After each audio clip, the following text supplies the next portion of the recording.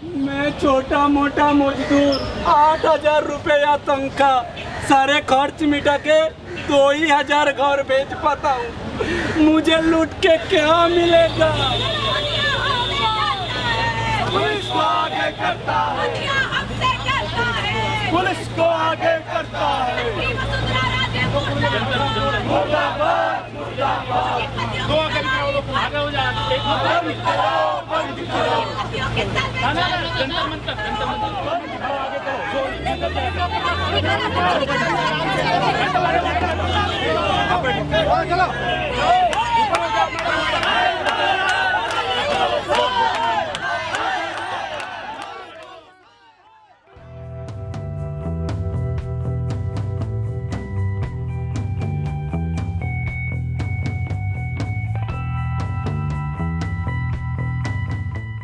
आज 19 तारीख से होंडा के जितने भी साथी निकाले गए हैं या होंडा में जो साथी काम कर रहे हैं वो होंडा का प्रोडक्ट नहीं लेंगे।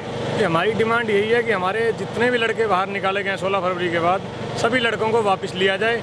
हमारे लगभग 72 लड़कों के ऊपर 307 जैसी धाराएं लगी हुई हैं अटेम्प्ट टू मर्डर, वो सभी धाराएं वापस हटाई जाएं।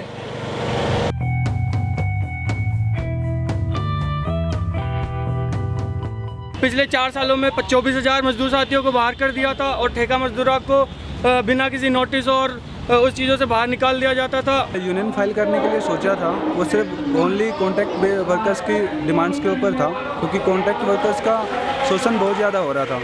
कॉन्ट्रैक्ट वर्कर्स को ज़बरदस्ती ओवर टाइम पे रोका जाता था, उनको कोई मेडिकल लीव नहीं दी जाती थी, ना उनके लिए कोई मेडिकल पॉलिसी बना रखी थी। जब भी उनसे कोई गलती होती तो उनको वार्निंग लेटर दे दिया जाता और उनको फायर कर दिया जाता था बिना किसी रीजंस के।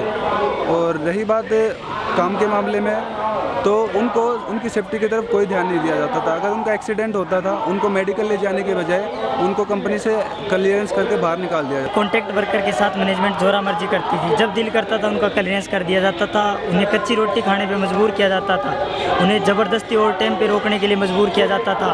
और उसी तरह इसकी इन मजबूरियों से तंग आकर के सारी की सारी कॉन्ट्रैक्ट वर्करों की मजबूरियाँ और सारे परमानेंटों की ये सारा शोषण हो रहा था। न वहाँ बस सुविधा थी, 5-7 बंदे कम से कम एक्सीडेंट में मारे जा चुके थे। और उसके चलते हमने एक संगठन बनाने की मांग रखी, जो फाइल हमने 6 अगस्त को लगाई।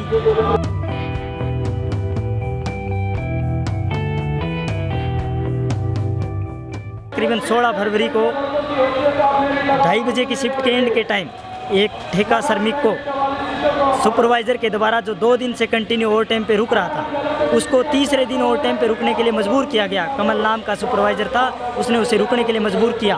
उसे के मना करने के ऊपर उसके साथ धक्का मुक्की हुई और उसे थप्पड़ मार दिया गया।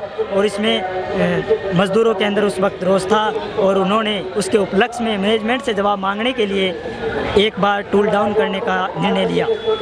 और उस निर्णय को उन्होंने बेबुनियाद ठहराते हुए और तालाबंदी करके तकरीबन 7 बजे लाठीचार्ज करवाया। 17 फरवरी को मेरे ऊपर 3 अटेम्प्ट टू मर्डर का केस लगा दिया, जो कि ज़बरदस्ती और झूठा आरोप लगाया गया। लड़ेंगे, लड़ेंगे, लड़ेंगे, मजदूर यूनियन जिंदाबाद, मजदूर यूनियन जिंदाबाद, हमारी एकता जिंदाबाद, हमारी एकता जिंदाबाद, हमारा संघर्ष जिंदाबाद, हमारा संघर्ष जिंदाबाद, हमारा संघर्ष जिंदाबाद। वर्कर्स को प्रशासन और मैनेजमेंट दोनों का दबाव झेलना पड़ रहा है। रही बात प्रशासन की, प्रशासन से जब भी हमने परमिशन मांगने की कोशिश की है तो प्रशासन ने हमें कोई परमिशन नहीं दी। जयपुर में एक बार हमने 200 वर्कर्स की रैली के लिए परमिशन मांगी थी, तो वहाँ पे प्रशासन ने ये कह के रिजेक्ट कर दिया कि आपका बाहर आचरण अच्छा नहीं है, आप अशांति फैला रहे हो जैसे हम किसी और देश से आए हों। और रही बात श्रम विभाग की, जो कि वर्कर्स के लिए होता है, वहाँ पे 14 दिसंबर 2015 को हमने एक मांग पत्र लगाया था समूह के नाम से, क्योंकि हमारी यूनियन के ऊपर स्टे लगा हुआ था। तो उसमें भी आज तक कोई वार्ता नहीं हुई है जो कि वर्कर्स के हक में हो। और लेबर डिपार्टमेंट जो हमारी यूनियन के ऊपर स्टे लगा हुआ है वो सिविल कोर्ट में लगा हुआ है, जबकि सिविल कोर्ट को लेबर कोर्ट के किसी भी मामले में हस्तक्षेप करने का कोई अधिकार नहीं है, तो उसके ऊपर भी कोई कार्रवाई नहीं कर रहा है।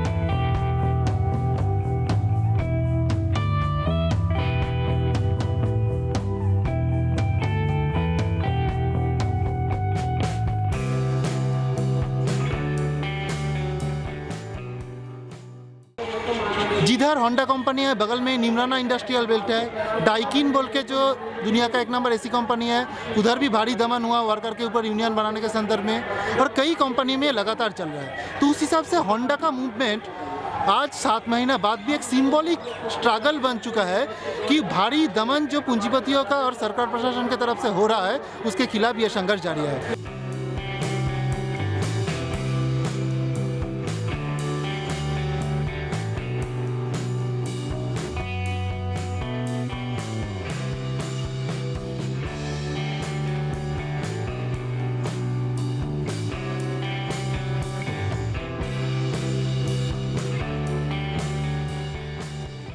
There is a condition being put for these companies to come in for the Make in India project and for which is being implemented in the entire DMIC belt, is that the condition is more flexibilization, more informalization, more contractualization of labor, and hence the number of workers that you see, for example, of 3,000 workers, 2,500 are contract workers here.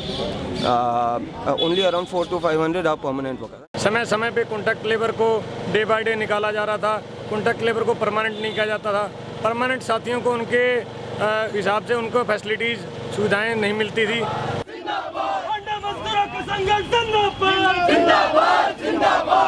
निकाले गए मजदूरों को वापस लो, वापस लो, वापस लो। मजदूर एकता जिंदाबाद, जिंदाबाद, जिंदाबाद। मजदूर एकता जिंदाबाद, जिंदाबाद, जिंदाबाद। झूठे मुकदमे वापस लो, वापस लो, वापस लो। झूठे मुकदमे वापस लो, वापस लो, वापस।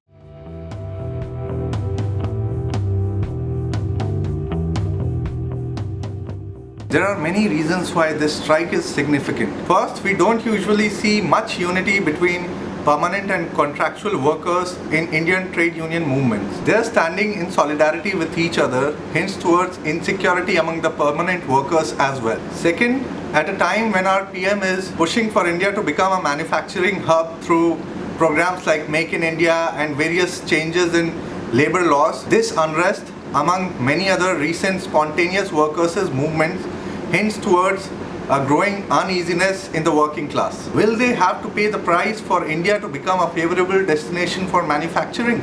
Trade unions of various political parties have shied away from working with contractual workers. At such a time, this sustained struggle is also an opportunity for central trade unions to re-evaluate their priorities and start organizing among the contractual workers as well.